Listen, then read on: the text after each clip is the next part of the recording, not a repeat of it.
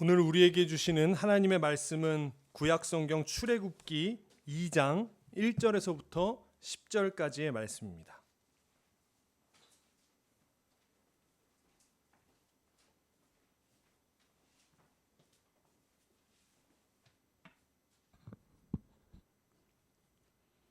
레위 가문의 한 남자가 레위 가문의 한 여자를 아내로 맞이하였다. 그 여자가 임신을 하여 아들을 낳았는데 그 아이가 하도 잘생겨서 남이 모르게 3달 동안이나 길렀다. 그러나 더 이상 숨길 수가 없어서 갈대 상자를 구하여다가 역청과 송진을 바르고 아이를 거기에 담아 강가의 갈대 사이에 놓아두었다. 그 아이의 누이가 멀찍이 서서 아이가 어떻게 되는지를 지켜보고 있었다. 마침 바로의 딸이 목욕을 하려고 강으로 내려왔다. 시녀들이 강가를 거닐고 있을 때에 공주가 갈대 숲속에 있는 상자를 보고 시녀 한 명을 보내서 그것을 가져오게 하였다. 열어보니 거기에 남자아이가 울고 있었다. 공주가 그 아이를 불쌍히 여기면서 말하였다. 이 아이는 틀림없이 히브리 사람의 아이로구나. 그때에 그 아이의 누이가 나서서 바로의 딸에게 말하였다. 제가 가서 히브리 여인 가운데서 아이에게 젖을 먹일 유모를 데려다 드릴까요? 바로의 딸이 대답하였다. 그래, 어서 데려오너라. 그 소녀가 가서 그 아이의 어머니를 불러왔다. 바로의 딸이 그에게 말하였다. 이 아이를 데리고 가서 나를 대신하여 젖을 먹여다오. 그렇게 하면 내가 너에게 삭슬 주겠다. 그래서 그 여인은 그 아이를 데리고 가서 젖을 먹였다. 그 아이가 다 자란 다음에 그 여인이 그 아이를 바로의 딸에게서 데려다 주니 공주는 이 아이를 양자로 삼았다. 공주는 내가 그를 물에서 건졌다 하면서 그의 이름을 모세라고 지었다. 아멘.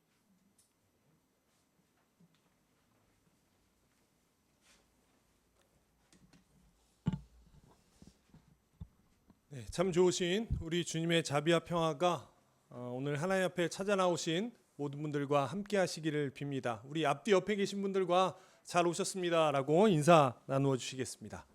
잘 오셨습니다. 네, 날씨가 다시 좀 더워지고 있습니다. 오늘 아침에 김유입 선생과 이야기하다가 예측할 수가 없다 날씨를이라고 얘기했어요.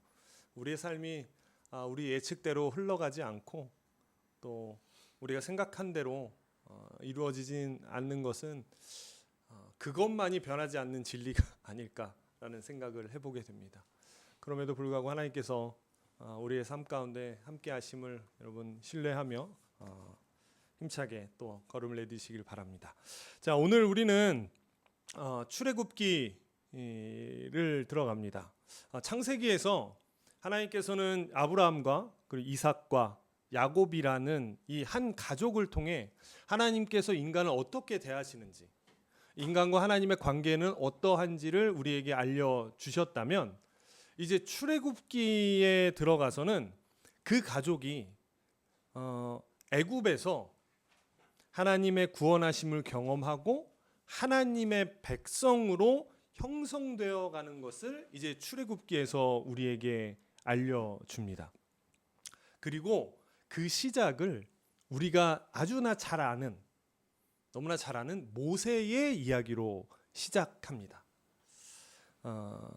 여러분, 그 이스라엘 백성에게는 이스라엘 백성에게 있어서 모세는 단순한 역사적 위인이나 지도자를 넘어서 민족의 정체성과 신앙 그 자체를 지탱하는 비교 불가능한 인물입니다. 그래서 그냥 이스라엘에게 있어서 누가 최고의 지도자였냐라고 물으면 그냥 모세라고 이야기할 정도로 모세는 비교 불가능한 인물이에요. 그래서 그런가요? 오늘 우리가 읽은 모세의 탄생 이야기는 언뜻 전형적인 영웅 탄생의 요소를 잘 갖추어 놓은 것 같습니다. 그렇죠? 위기의 시대에 아주 극적으로 태어난 아이, 그리고 그 아이는 훗날 이스라엘을 구원하는 지도자가 되는 딱 영웅 탄생담입니다. 사실 모세의 이야기는 당시에 그 아카드의 왕 사르곤의 출생 이야기와 상당히 유사합니다. 이 사르곤이라는 왕도 어머니가 아이를 어릴 때 숨기고 역청을 바른 바구니에 넣어서 강에 띄우고 다른 사람이 발견해서 키우게 됩니다. 그래서 어떤 이들은 모세의 출생 이야기가 사르곤의 이야기를 모방했다라고 말하기도 합니다. 여기에 대해 옳고 그르다를 따질 것은 전혀 없습니다. 왜냐하면 성서는 그것을 우리에게 말해주고 싶어 하지 않기 때문에 그래요. 오늘 본문 모세 이야기를 자세히 보면 모세의 이야기는 영웅 모세를 보여주려고 하지 않습니다. 자, 그렇다면 오늘 본문은 우리에게 무엇을 말해주고 싶어 하는 걸까요? 오늘 본문 8절부터 한번 시작해 보겠습니다. 8절은 이렇게 시작합니다. 요셉을 알지 못하는 새 왕이 일어나서 이집트를 다스리게 되었다라고 이야기해요. 여러분 창세기 내용 기억하죠? 요셉이 총리가 되어서 가족들을 다 구원하고 그리고 그곳에 있는 모든 그 나라 전체를 지역까지 다 구원하게 됩니다. 그래서 요셉은 흥왕을 하고 요셉이 데려온 가족들을 이스라엘 가족들이 그곳에서 정착하며 엄청난 번성을 누리게 돼요. 그런데 이 요셉을 기억하지 못하는 왕이 이제 왕이 되면서 이스라엘 백성들이 위협적인 존재가 되기 시작합니다. 처음에는 그냥 불쌍한 사람들 데리고 와서 키웠는데 이 사람들이 하나님의 은총으로 점점점 사람들이 많아지고 가지고 있는 재산도 많아지고 이렇게 되면서 이 왕에게는 이스라엘 민족이 두려움의 대상이 돼요. 그래서 이 왕은 이스라엘 백성들을 억압하게 됩니다. 그리고 강제 노동을 시키고 심지어는 앞으로 태어나는 이스라엘 남자 아기들을 다 강가에 던져서 죽이라고 명령을 합니다. 하지만 왕의 명령보다 하나님을 더 두려워했던 두 산파, 바로 시브라와 부하는 이 왕의 명령을 어기고 아이를 받게 돼요. 참 그러고 보면 하나님의 역사는 늘 이렇게 보이지 않고 소외되어져 있던 사람들을 통해서 이루어지게 됨을 우린 볼 수 있어요. 자, 어찌되었든 그렇게 이 두 산파가 몰래 아이를 받은 그 아이가 바로 모세입니다. 모세의 어머니는 모세를 살리기 위해 역청과 나무진을 칠한 갈대 상자에 모세를 집어넣고 나일강에 띄어보내게 된다라고 우리는 알고 있어요. 자, 여기부터가 중요합니다. 자, 지금 여러분 모세는 무엇을 하고 있나요? 지금 모세는 무엇을 하고 있죠? 아무것도 하지 않습니다. 모세는 그냥 흘러갑니다. 자기가 어디로 가는지 심지어 살게 될지 죽게 될지도 모릅니다. 여러분 영웅설화는 그 사람의 위대함을 드러내요. 그래서 영웅들의 탄생 이야기는 그 사람이 어릴 때부터 비범하다라고 이야기합니다. 한국으로 따지면 천자문을 떼고 사서삼경을 읽고 어릴 때부터 비범함이 드러나는 게 영웅설화의 공통적인 특징이에요. 하지만 성서는 이 이스라엘의 비교 불가능한 지도자인 모세 탄생 이야기를 시작하면서 모세가 어릴 때부터 얼마나 위대한지 그가 얼마나 대단한 사람이었는가를 보여주지 않습니다. 이게 차이예요. 오히려 정반대예요. 모세는 태어나서 자랄 때까지 아무것도 할 수 없었던 사람입니다. 태어나면서 그냥 무력하게 상자에 누워 물에 떠내려갑니다. 그러면 이렇게 생각할 수 있죠. 그래도 공주의 손에 건져서서 잘 살게 된 거 아니냐? 아니죠. 여러분 이후로도 우리가 알듯이 모세는 살인자가 되어서 도망치고 광야 40년간 숨어서 지냅니다. 하나님이 그를 부르셨을 때도 모세는 어땠죠? 소심한 사람이 되어 있었어요.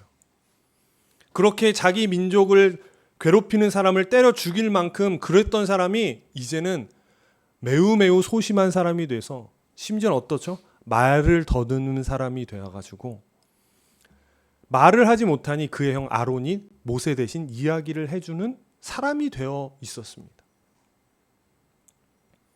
그리고 결국 우리가 알듯이 모세의 최후에는 모세는 가나안에 들어가지도 못합니다.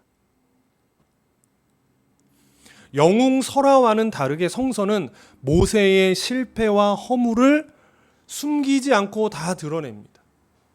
그리고 그가 결국에는 이렇게 되었다라고 이야기하고 그는 결국 가나안에 들어가지 못합니다. 그리고 그 광야 40년 기간 동안 또 이스라엘 백성들처럼 원망하고 하나님에게 흔히 이야기하듯이 야단도 맞고 이런 시간들을 보내게 돼요. 왜 성서는 그것을 다 우리에게 보여줄까요? 여러분, 영웅설화는 그 사람의 부족한 모습을 전혀 보여주지 않아요. 심지어 그 사람이 행했던 악행들도 포장을 해서 우리에게 이야기해 줍니다.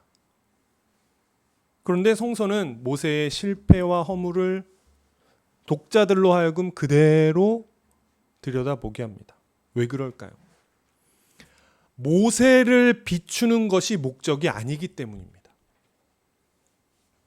모세의 이야기를 여러분 우리가 계속해서 따라가다 보면 발견하는 게 있어요. 뭐죠? 그 모세의 이야기를 가만히 따라가다 보면 그 성서의 카메라가 모세가 아니라 하나님께 맞춰져 있음을 발견하게 됩니다.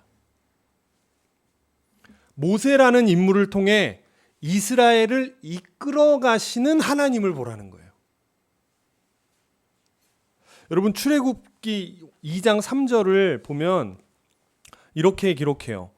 그러나 더 이상 숨길 수가 없어서 갈대 상자를 구하여다가 역청과 송진을 바르고 아이를 거기에 담아 강가에 갈대 사이에 놓아두었다라고 이야기합니다. 자, 여러분, 여기서 모세가 들어간 갈대 상자는 히브리어로 테바입니다. 테바.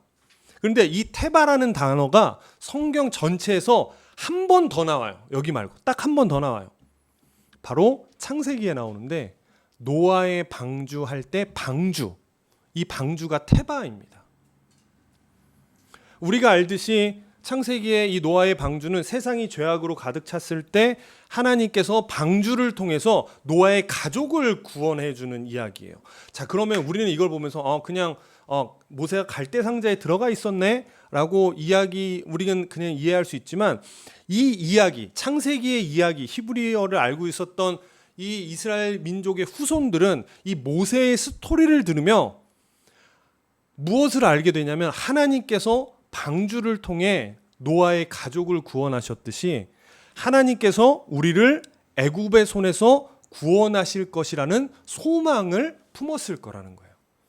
그냥 모세의 스토리를 보면서 모세가 이렇게 대단하게 이렇게 왕의 손에, 공주의 손에 구원받았네, 이게 아니라 여기에 있는 게 노아의 방주지. 그러면 하나님께서 노아를 통해 이스라엘 구원하셨듯 하나님께서 우리를 애굽의 손에서 구원하시겠구나라는 것을 깨닫게 되었다라는 거죠.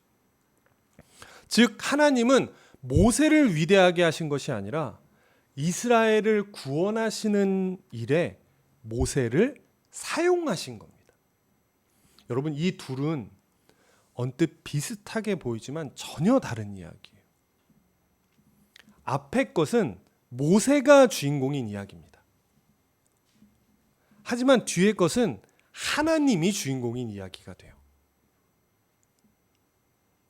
성서는 역사 뒤에서 당신의 일을 행하시는 하나님을 우리에게 알려줍니다.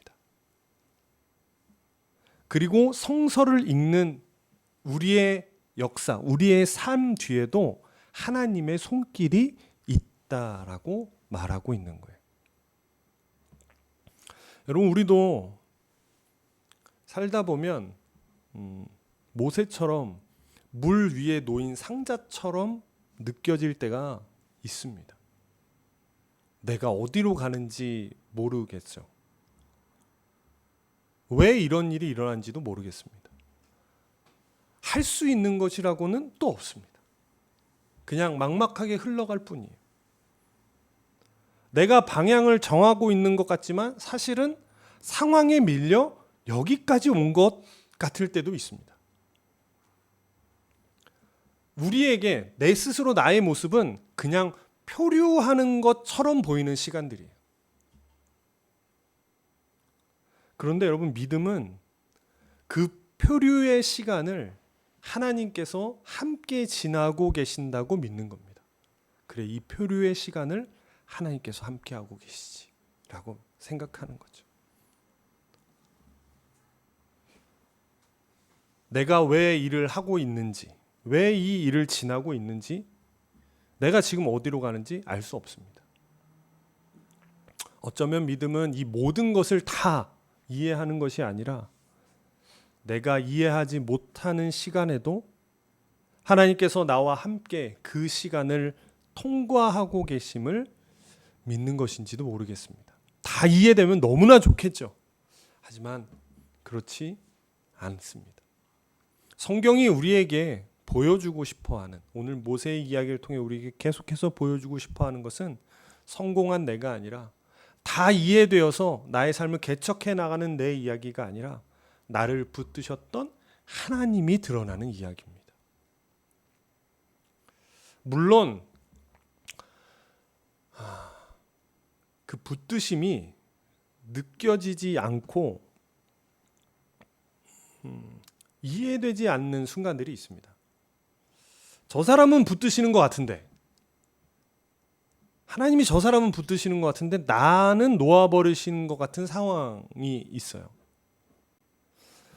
사실 저도 마찬가지입니다. 제가 지금 붙드심을 이야기하지만 그 붙드심이 무엇인지 사실 잘 규정하지 못하겠어요. 하나님이 여러분을 붙드십니다, 하나님이 나를 붙들고 계십니다 라고 이야기하지만 그 붙드심이 뭔지 명확히 규정하기 어렵습니다. 더 솔직히 말해보면 경험해본 기억이 희미하기 때문입니다. 나를 붙드셨던 경험이 희미해요. 그런데 그 말이 맞죠. 없는 것이 아니라 희미한 겁니다. 어쩌면 믿음이라는 것은 그 희미한 흔적, 나를 붙드셨던 그 희미한 흔적, 스티그마를 붙잡고 오늘을 살아가는 것인지도 모르겠습니다. 여러분, 아이가 걸음마를 배울 때를 한번 생각해 보세요. 부모는 아이의 손을 처음부터 끝까지 붙잡고 있지 않습니다. 여기 혜인이 있는데요. 저희 혜인이가 걸음마를 배울 때 처음부터 끝까지 혜인이의 손을 붙잡아 주지 않았습니다. 어떻게 하죠? 최소한의 도움만 줍니다. 때로는 아이가 한두 번 넘어지도록 그냥 두기도 합니다. 그 넘어짐의 시간을 통해 다리에 힘이 붙고 균형감을 찾습니다. 결국 그 아이는 혼자 설 수 있게 됩니다. 붙드심이란 그런 것이 아닐까라는 생각해 봅니다. 계속해서 나를 넘어지지 않도록 해주시는 게 아니라, 계속해서 내 앞에 있는 장애물을 치워주시는 게 아니라, 계속해서 내가 잘 되는 것으로 인도해 주시는 것이 아니라, 한 사람이 더 나은 존재로 세워져 가도록 돕는 것. 때로는 그 시간이 표류의 시간이 될 수도 있고, 절망의 시간이 될 수도 있고, 이해되지 않는 시간일 수도 있지만, 그 시간을 통해 한 사람의 존재로 세워져 가도록 돕는 것, 그것이 붙드심이 아닐까라고 생각해 보는 거예요. 여러분, 모세의 삶도 그랬죠. 오늘 본문 이후에 모세는 애굽 사람을 죽이고 도망자가 되어서 40년을 광야에서 보냅니다. 우리가 지금 보기에는 모세의 그 시간들을 뛰어넘어서 모세가 결국 지도자가 되어서 백성을 이끌었다라고 보지만 그 광야 40년을 상상할 수도 없을 겁니다. 그 홀로 지냈던 규명되지 않았던 자신의 그 40년의 시간을 모세는 그냥 지나간 겁니다. 도망과 실패와 좌절의 시간입니다. 그러나 중요한 것은 하나님이 그 시간을 버려두지 않으셨다라는 사실입니다. 오히려 그 40년 동안 우리가 잘 아는 떨기나무와 시내산에서 하나님을 만나게 됩니다. 그 40년 동안 딱 2번의 경험입니다. 희미해서 기억에서 잊혀지지만 모세에게 있어 가장 중요했던 그 2번의 경험. 그 시간들을 통해 모세는 자신이 얼마나 성급했는지, 얼마나 자기 힘을 과신하며 살아왔는지를 배웠습니다. 그리고 이스라엘 백성들 또한 그 광야 시간의 오랜 시간을 거치며 하나님을 신뢰하는 법을 배우고 더 성숙한 하나님의 사람들이 되어 갔습니다. 지난주 지인 목사님 장모님의 장례식이 있어서 다녀왔어요. 들어보니까 의료사고라고 말할 수 있는 황망한 죽음입니다. 시술을 할게요. 2시간이면 끝납니다. 라는 시술의 소식을 듣고 들어갔다가 돌아가신 거예요. 가족 간에도 엄청난 큰 혼란이 있었다고 합니다. 그분 목사님이신데 가족들은 또 믿지 않는 분들이 계셨다라는 거예요. 또 어떤 분은 그냥 교회만 왔다 갔다 하시는 분이 있었고, 다 이야기할 수 없지만 그거를 그 장례 과정을 다 끝나고 그분은 가족의 결론은 이렇게 내렸다고 합니다. 함께 답을 찾아가 보자 라는 거였다는 겁니다. 목사님은 이렇게 말씀하십니다. 그 힘든 과정 속에서 오히려 가족들이 하나님께 묻고 하나님을 찾는 시간이 되었다라는 거예요. 그래서 본인은 그 시간들을 견뎌내 보겠다라고 이야기합니다. 오히려 그 시간을 통해 가족들이 모여서 하나님께 한번 기도해 보자, 묻자라고 이야기하는 시간들이었다라는 거예요. 성급하게 그래서 장모님이 돌아가신, 그분이 돌아가신 게 은혜라고 이야기하진 않지만 그 시간들을 통해 그분들은 또 다른 한 걸음을 걸어가 보게 되는 겁니다. 오늘 교회력 동일 본문, 교회력이 구약이 있고 신약이 있잖아요. 오늘은 구약을 읽었지만 동일 본문은 마태복음 16장입니다. 마태복음 16장에서 예수님께서 베드로를 교회의 반석으로 세우시는 이야기가 나와요. 베드로가 주는 그리스도시요 살아계신 하나님의 아들입니다라고 이야기하자 예수님께서 베드로에게 내가 너의 위에 교회를 세우겠다라고, 교회가 되겠다, 베드로에게 반석이 되는 이야기죠. 16장 마태복음 16장 17절에서 예수님께서 베드로에게 이렇게 이야기합니다. 시몬 바요나야, 네가 복이 있다. 너는 베드로다. 내가 이 반석 위에 내 교회를 세우겠다. 우리는 이 뒷이야기를 기억하여 내가 이 반석 위에 내 교회를 세우겠다. 와, 베드로 위에 교회가 세워졌구나라고 생각합니다. 그런데 여러분, 앞에 구절 되게 중요합니다. 예수님께서 베드로에게 뭐라고 부르시죠? 바요나 시몬이라고 한다. 시몬 바요나야라고 해요. 여러분, 바요나는 무슨 뜻이냐면 요나의 아들이라는 뜻입니다. 요나의 아들. 여러분, 요나가 어떤 사람인가요? 하나님의 부르심을 등지고 반대로 도망쳤던 사람이 요나입니다. 근데 베드로에게 지금 뭐라고 하죠? 요나의 아들아라고 이야기합니다. 그리고 베드로는 스스로 훗날 예수님을 3번이나 부인하게 될 사람입니다.